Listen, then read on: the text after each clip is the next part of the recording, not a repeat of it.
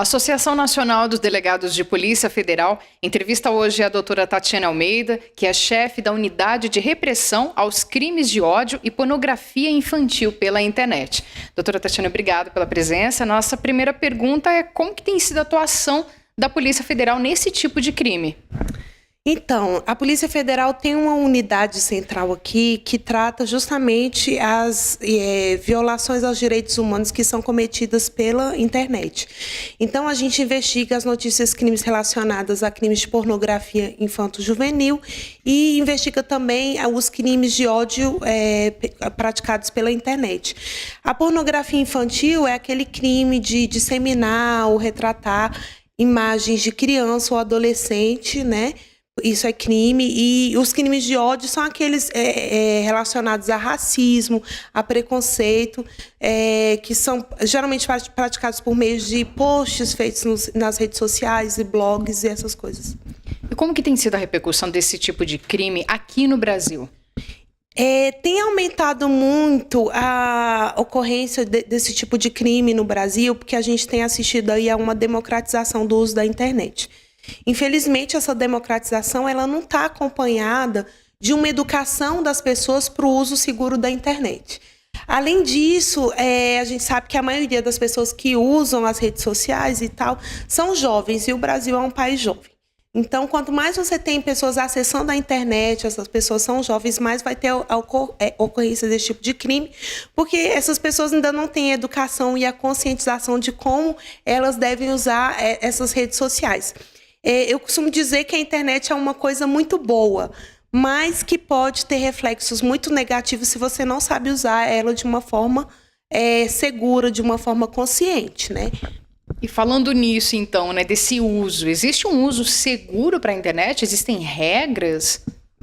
Então, a primeira coisa que eu gostaria assim, de destacar é a questão da pornografia infantil. Tem muita gente que não sabe, mas a nossa legislação e a moralidade da sociedade brasileira diz que a gente não deve fomentar a pornografia infantil, porque por trás de uma imagem de uma criança fazendo sexo ou de uma criança nua, sempre vai ter um abuso sexual. Então, a gente deve evitar esse tipo de coisa justamente para não fomentar a produção de imagens de abuso sexual, né?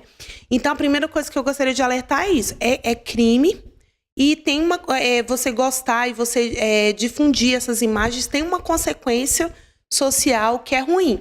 Então, as pessoas não podem fazer isso, mesmo de adolescentes. Às vezes as pessoas pensam, é só uma adolescente. Eu quero dizer que existe um tipo penal no Estatuto da Criança e do Adolescente que diz que a gente não pode difundir nem armazenar imagens de criança fazendo sexo ou nuas. Então, alertar as pessoas de que isso é crime.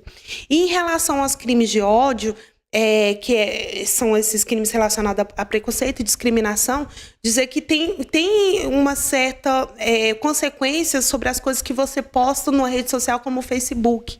Então, se é uma opinião sua, alguma coisa negativa em relação à raça, aos negros, aos católicos, aos protestantes, aos judeus, eu só gostaria de alertar que esse tipo de opinião não pode ser colocada num post de forma que vá ofender a uma raça, ofender a um grupo social. Então, é bom a gente ter essa responsabilidade na hora de colocar uma postagem numa rede social. E também, assim, em relação ao hoje que se chama de sexting, né? As pessoas, às vezes, gostam de retratar a intimidade em fotografias ou vídeos. É bom a gente ter bastante cuidado com relação a isso. Eu falo tanto para a pessoa que vai ser retratada ali, quanto para a pessoa que eventualmente vai difundir. Para quem é retratado. Então, é preciso ter uma confiança, né, de deixar disponível um vídeo seu ou uma fotografia sua num momento de intimidade, uma coisa que talvez você não queria espalhar para outras pessoas. E para quem eventualmente tem essa ideia de espalhar, também precisa ter muito cuidado, porque isso tem repercussões muito negativas na vida de uma pessoa. E quem faz essa retratação, no caso de ser de uma criança ou de um adolescente, pode ser investigado pela Polícia Federal, porque é crime de pornografia infantil. Se não for uma criança ou um adolescente, quem publicar essas imagens pode estar cometendo um crime contra a honra da pessoa retratada, né? Então, além de ser crime, também pode ter repercussões na esfera civil. Então, é bom a gente ter bastante cuidado com o que a gente publica na internet. Até, só para lembrar que antigamente os homens costumavam lavar a honra aí matando as pessoas, a mulher, né, no caso de traição e tal. Hoje em dia, não. Ele espalha as imagens de uma intimidade que teve com a sua companheira. Então, isso pode ter consequências graves assim, para a vítima, e a pessoa que faz que comete esse tipo de ato aí pode responder nas esferas civil e penal.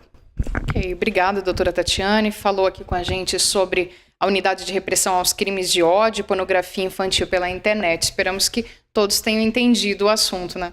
Sim, só para finalizar, só para dizer que a gente deve conversar muito com os nossos filhos, porque hoje em dia as crianças ficam no quarto e a gente tem muito aquele cuidado de proteger as crianças em relação aos perigos que tem fora de casa. Hoje em dia os perigos estão dentro da nossa casa, porque por meio da internet as crianças, os adolescentes trazem para a intimidade, para o convívio, o mundo inteiro. Então, assim, primeiro para dizer que a internet não é uma terra sem lei, e segundo para dizer que a internet não é uma coisa privada, ela é uma coisa pública, é uma praça pública onde tem 2 bilhões de pessoas. Então, nós temos que estar conversando o tempo todo com as crianças, alertando, explicando que é preciso saber com quem você está se relacionando, com quem você conversa no chat, para quem você manda uma imagem sua, que infelizmente a gente não sabe com quem está do outro lado, e a outra pessoa pode ter realmente essa intenção ruim, né, de perseguir, de difamar as crianças. Então,